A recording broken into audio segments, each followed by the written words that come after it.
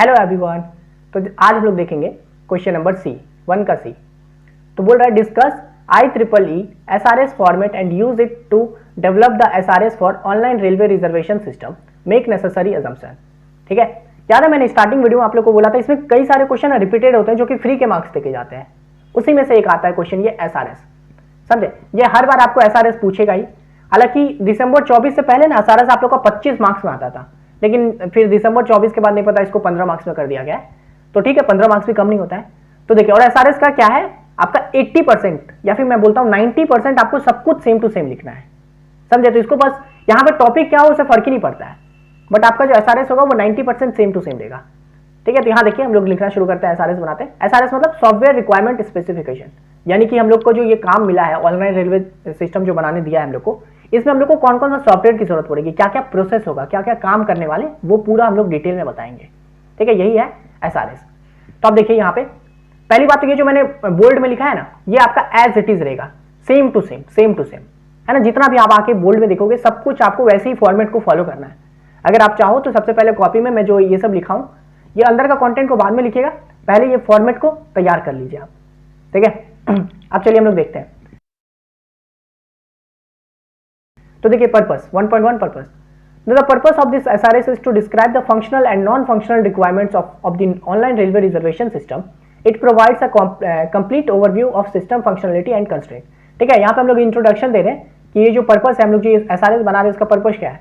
तो बस यही पर्पस है कि हम लोग इसका SRS बना के दिखाएं कि फंक्शनल और नॉन फंक्शनल रिक्वायरमेंट क्या है ये मेरा रेलवे सिस्टम को बनाने का। ठीक है, इस पूरे SRS में हम लोग कंप्लीट ओवरव्यू देंगे, ये सिस्टम फंक्शनलिटी क्या है, कंस्ट्रेंट वगैरह क्या है ये।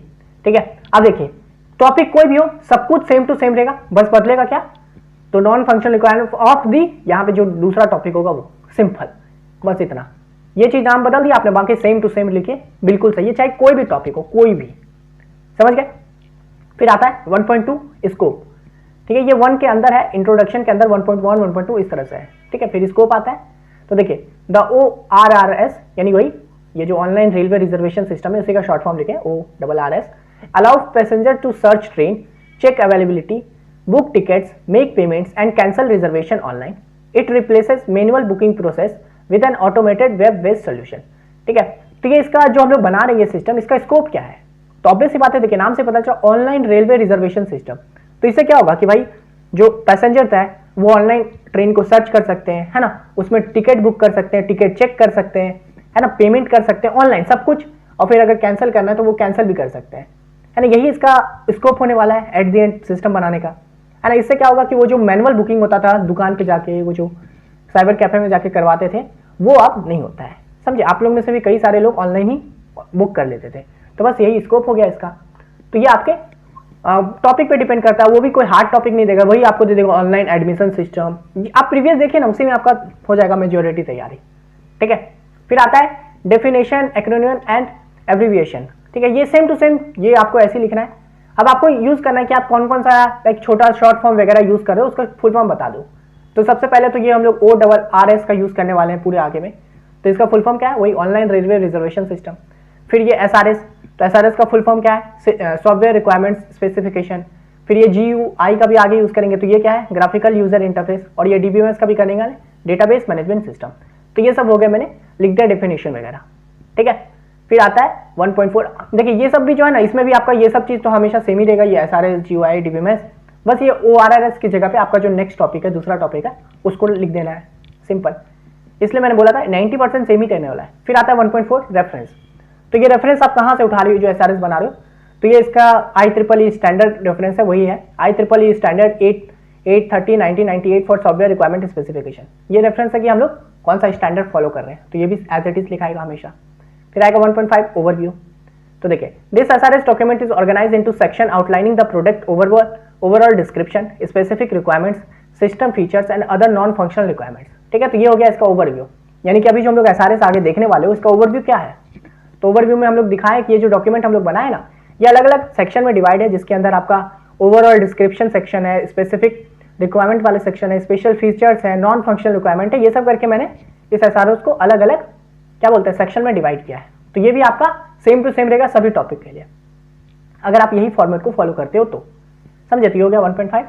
अब चलिए हम लोग दूसरा यानी कि सेकंड पार्ट पे आ गए, टू ओवरऑल डिस्क्रिप्शन, है ना, यानी कि अब ओवरऑल डिस्क्रिप्शन में हम लोग पूरा ये जो मेरा सिस्टम है उसका डिटेल में बताएंगे क्या क्या चीज़ है। तो 2.1 में आता है प्रोडक्ट पर्सपेक्टिव, ठीक है, यानी जो प्रोडक्ट बना रहे हैं हम लोग, ये जो हम लोग सिस्टम बना रहे हैं, ये सिस्टम भी एक तरह का प्रोडक्ट है, ठीक है।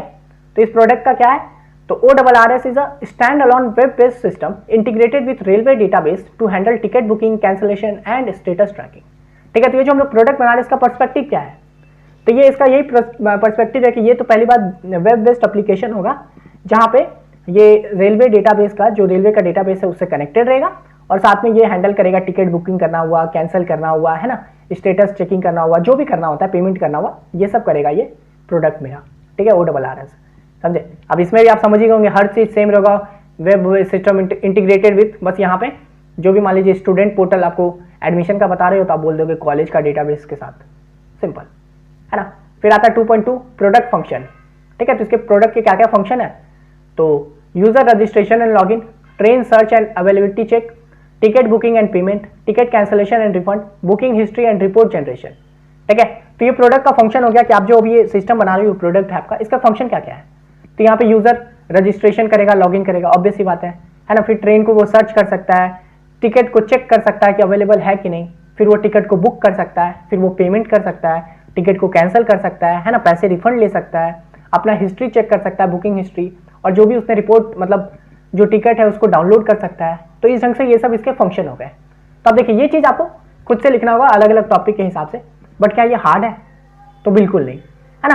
ये तो नॉर्मल सी बात है। आप भी अगर कोई इमेजिन कीजिए ना, आप IRCTC वाले में कर रहे हो तो आपको क्या क्या करना होगा, ऑब्वियस सी बात है, पहले रजिस्ट्रेशन कीजिए, फिर लॉगिन कीजिए, ट्रेन सर्च करना है, सर्च कीजिए, चेक कीजिए टिकट है कि नहीं, टिकट बुक कीजिए, बस पेमेंट कीजिए। तो इस ढंग से आप प्रोडक्ट फंक्शन लिख दिए। फिर आता है यूजर क्लासेस एंड कैरेक्टरिस्टिक। अब यूजर क्लासेस और कैरेक्टरिस्टिक में मतलब यहाँ पे ये जो हम लोग का सिस्टम बन रहा है इसमें कौन कौन यूजर होंगे, मतलब कितने तरह के यूजर होंगे। तो देखिए ऑब्वियस बात है, दो तरह के यूजर होंगे, एक पैसेंजर हो गया और एक एडमिन हो गया। पैसेंजर मतलब हम लोग जो टिकट बुक कर रहे हैं, और एडमिन मतलब जो उस सिस्टम को मैनेज कर रहा है ना। तो इसलिए हो गया पैसेंजर्स, ये क्या करेगा, तो book, cancel and check tickets, है ना, यही सब बुक करेगा, चेक करेगा, कैंसिल करेगा, पेमेंट करेगा। आप ये सब अपने हिसाब से और ऐड कर सकते हो, ठीक है। और एडमिन क्या करेगा, तो manage train schedules, users and report. अरे यहाँ पे वही एडमिन जो है वो ट्रेन शेड्यूल को मैनेज करेगा, यूजर को मैनेज करेगा, कितने यूजर है, और रिपोर्ट्स वगैरह जनरेट करेगा, है ना। तो ये हो गया एडमिन वाला पार्ट, है ना। देख रहे कोई सिंपल चीज नहीं है, इसमें रट्टा मारने वाली चीज ही नहीं है। बस आपको याद क्या करना है, तो ये सब जितने भी बोल्ड वाले पार्ट है वो सब याद कीजिए, बाकी ये सब तो आप अपने हिसाब से लिख लोगे, समझे। ये इसी को कॉपी कीजिए और अपने हिसाब से जो भी टॉपिक आएगा उसके अंदर थोड़ा थोड़ा चेंज करते जाइए, काम हो गया।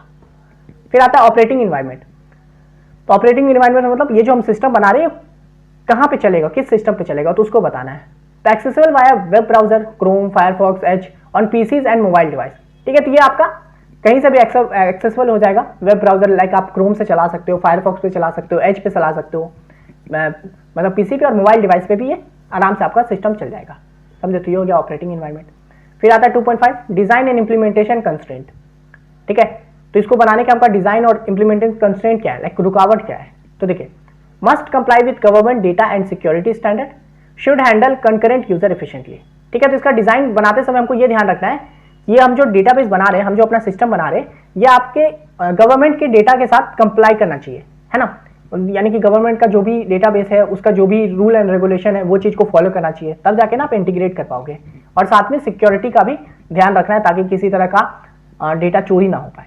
और साथ में एक साथ कई सारे कंकरेंट यूजर आए तो उसको भी इफिशिएंटली यूज कर पाए, लाइक ऐसा ना हो कि अगर 1000 यूजर एक साथ आ गए हैं सिस्टम पे तो वो क्रैश कर जाए। तो वो सब चीज का हम लोग को ध्यान रखना है। फिर आता है अजम्पशन एंड डिपेंडेंसी। तो internet connection require, user have basic computer knowledge. तो अजम्पशन और डिपेंडेंसी क्या है, यानी कि इस सिस्टम को चलाने के लिए आपको क्या क्या चीज होना चाहिए, नॉर्मल पता। तो पहली बात तो आपके सिस्टम में इंटरनेट होना चाहिए, तब जाके आप इसको चला पाओगे, मैं जो सिस्टम बना रहा हूँ। और साथ में आपके पास कंप्यूटर की बेसिक नॉलेज होनी चाहिए, ये नहीं कि आपको पता ही ना चले कि भाई टिकट कहाँ से देखा जाता है ना, बुक कैसे किया जाता है, पेमेंट करने के लिए क्या करना होता है, वो सब अगर आपको नहीं पता होगा तो आप नहीं चला पाओगे सिस्टम, है ना, ऑब्वियस सी बात है।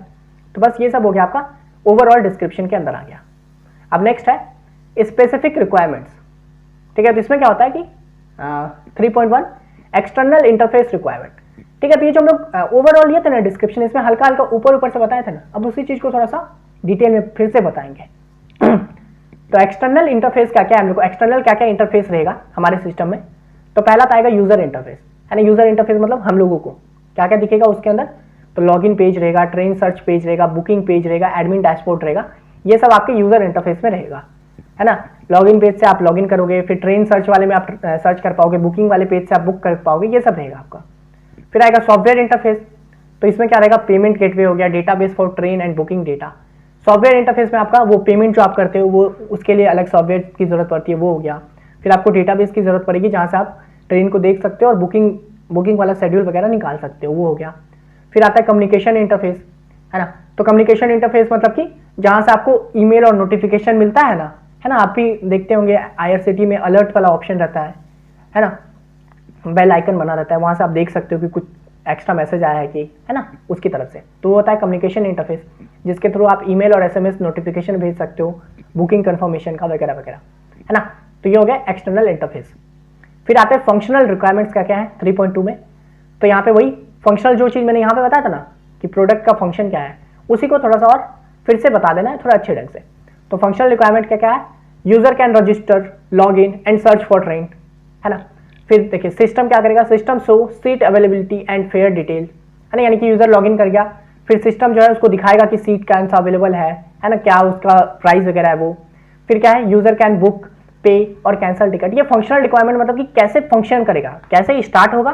तो स्टार्ट होगा यूजर के रजिस्टर और लॉगिन करने से, फिर सिस्टम उसको सीट वगैरह दिखाएगा, फिर यूजर उसको बुक कर सकता है, पैसा दे सकता है, फिर कैंसिल कर सकता है, और फिर क्या होगा, एडमिन उसको ऐड करेगा, अपडेट करेगा ट्रेन के डिटेल्स को। तो ये एडमिन वाला पार्ट है कि एडमिन भी यहाँ पे एडमिन भी रोल है ना, सिर्फ पैसेंजर नहीं है, एडमिन भी है जो कि ट्रेन वगैरह को अपडेट कर रहा है ना। बैकएंड में IRCTC को कोई संभाल रहा है ना ऑब्वियसली ना, तब ना जाके वो ट्रेन को अपडेट कर रहा है ना, नया ट्रेन ला रहा है, तो ये एडमिन हो गया, ठीक है। तो ये हो गया फंक्शनल रिक्वायरमेंट।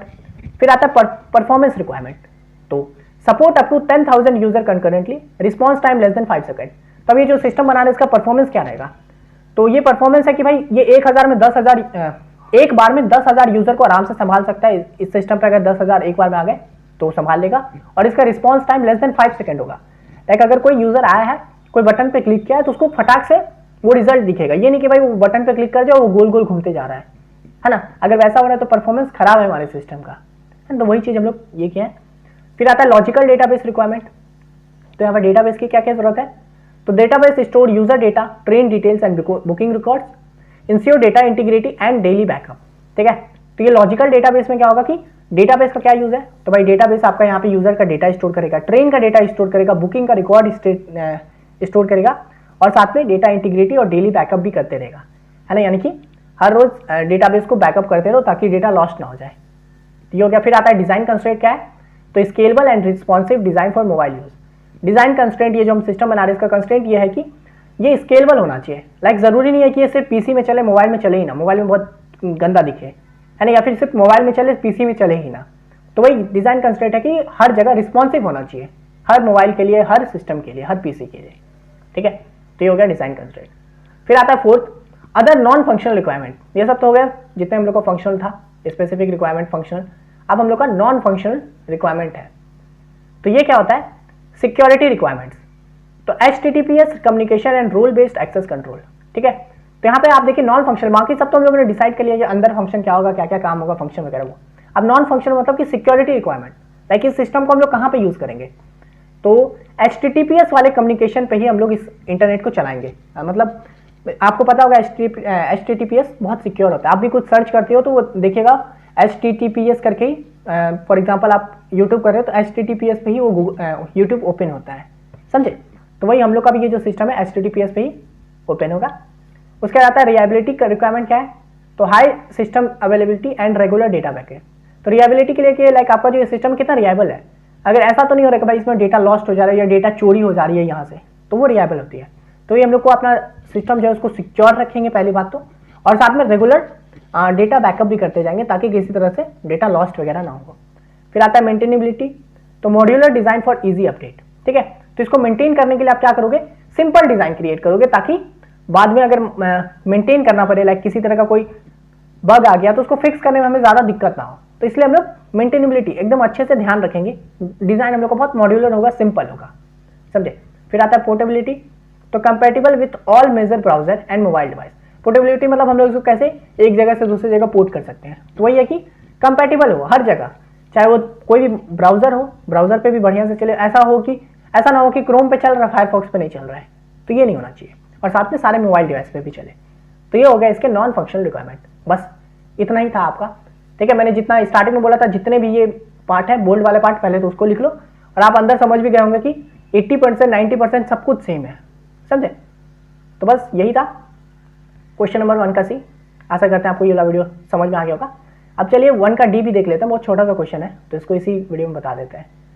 तो बोल रहा है what are static objects, explain with the help of suitable example, ठीक है। 5 मार्क्स का क्वेश्चन है।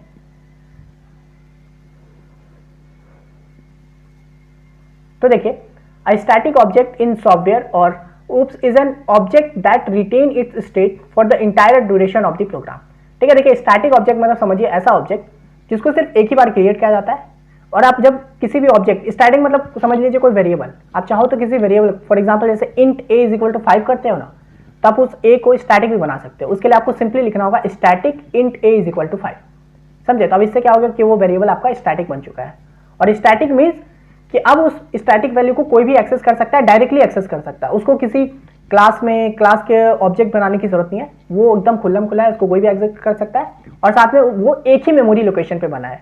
तो लाइक अगर आप कहीं से भी उसको एक्सेस कर रहे हो और उसके अंदर वैल्यू चेंज कर रहे हो, तो वो डायरेक्ट एक ही जगह पे चेंज होगा।